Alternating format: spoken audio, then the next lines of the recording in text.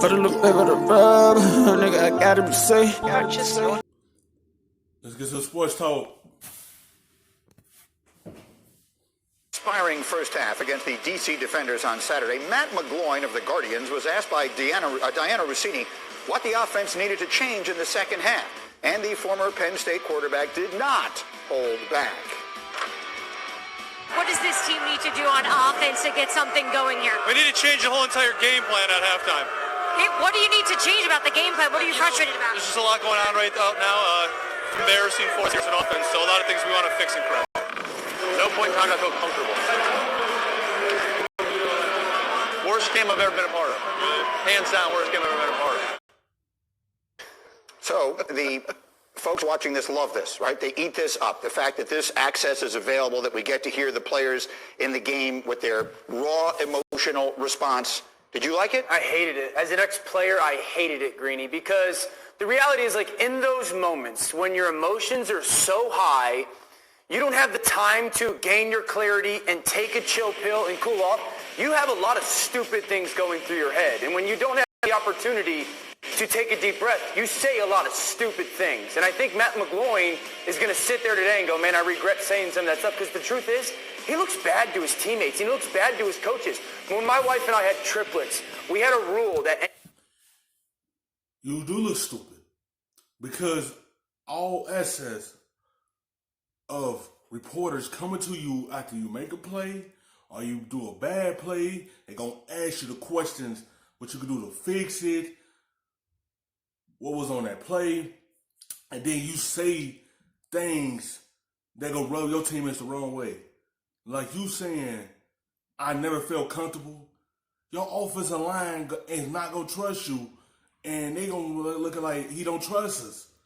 And your teammates going to look at that like, can we trust him? He don't even trust us at all. And you can't be saying stuff because they can hear you.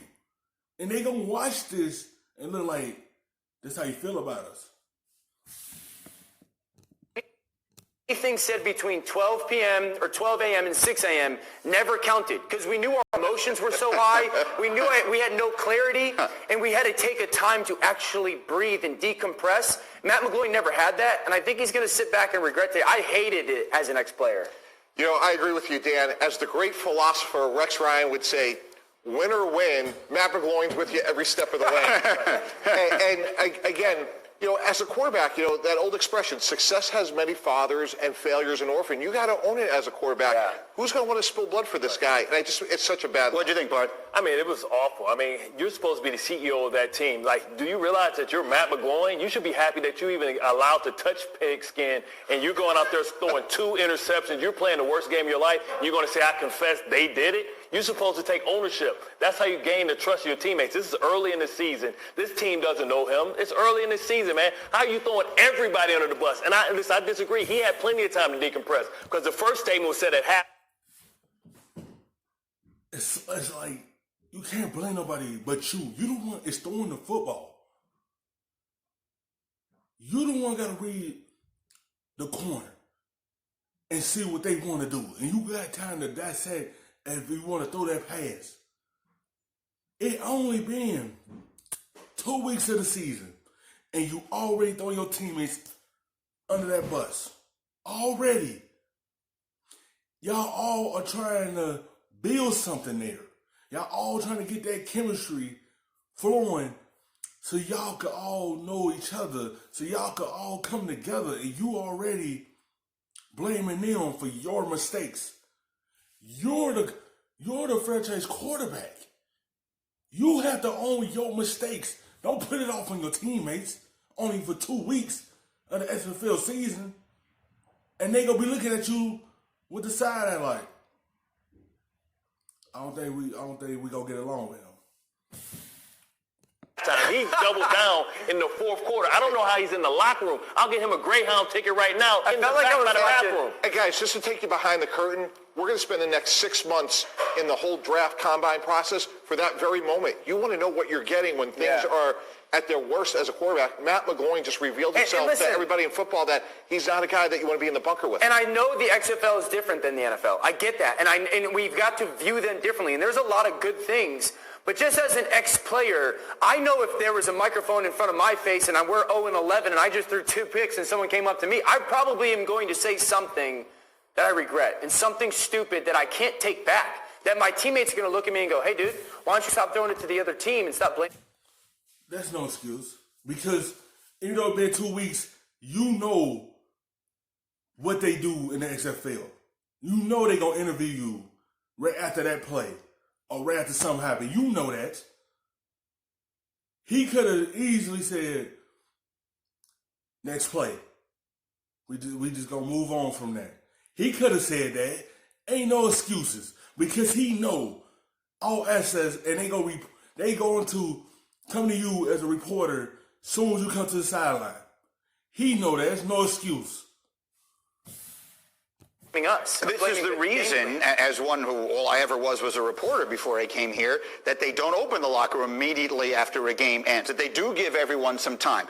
Now, those of us on the other side of this might say to actually hear that raw emotion, to hear that, it would be, I mean, in this case, it's the most interesting thing that happened the entire weekend in the XFL. But that was raw stupidity. I mean, because he has to understand that he's on a ticking clock right now.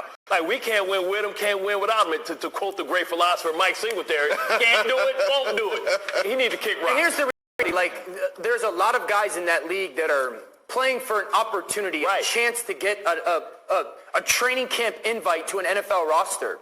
It's going to be very difficult for Matt McGloin to go in that locker room and go, hey, follow me in this game next week, guys, because we could do it. And these guys are going, wait, this is my only chance to get back in the NFL. But they're blowing it. They're walking an interesting line there because they don't want to just be about the 6 guys who are eventually going to make the back end of an NFL roster. Right. They're trying to make you interested. And the simple fact is, now they know what you're thinking about as a quarterback, and they seeing it. It's all access of a mic being right there and see what you think after bad plays. And they looking at that and seeing it of what a quarterback is thinking when he make a mistake. And he just let everything out. Players are trying to make it back to the NFL, but they have a guy that's been bitter because he had an off game. People have them. Get your mind back in the game and just be ready to play. In what they're doing in and of itself. And again, I'll say it again, that was the most interesting thing that happened the entire weekend. I agree with that, but it's to the detriment of Matt McGloin's career because now he's toxic. Right. I guess that's at the end of the day up to him. Hi, everyone. Thank you for watching ESPN on YouTube. For more The best, stuffing them shits in the safe. Got me a spot out the way. Nigga just